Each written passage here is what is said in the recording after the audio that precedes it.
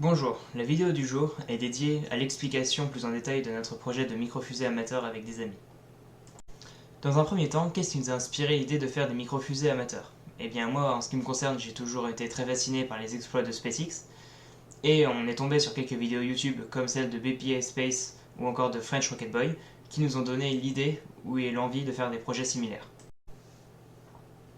Premièrement, quel est notre objectif? Eh bien, comme BPA Space l'a déjà fait, on voudrait essayer de faire des microfusées qui peuvent réatterrir un peu comme à la SpaceX en réallumant leur moteur pour freiner, ou du moins essayer d'aller le plus possible vers cet objectif, en essayant par exemple de contrôler, de prévoir l'endroit où la fusée va atterrir, que ce soit en modifiant sa trajectoire avec des éléments aérodynamiques commandés manuellement, que ce soit par joystick, par ordinateur, etc. Et le tout avec des connaissances très réduites, c'est de l'amateurisme plus.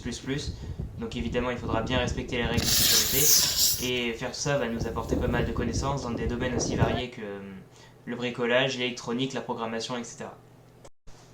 Donc quelle est notre approche? Eh bien, on navigue un peu à vue, on a découpé tout le projet, tous les éléments à maîtriser pour atteindre cet objectif étape par étape, c'est-à-dire première étape, faire voler les premières microfusées, bien sûr, donc celles-là on les a achetées sur un site allemand. Ensuite, ça a été de fabriquer nos propres microfusées, puis de les faire voler avec des moteurs toujours allemands. Puis ensuite, on va essayer d'introduire de l'électronique à l'allumage, puis de l'électronique embarquée, puis des systèmes embarqués pouvant prendre des mesures, etc. Le tout jusqu'à arriver à notre objectif final de faire atterrir une fusée un peu comme à la SpaceX à un point précis.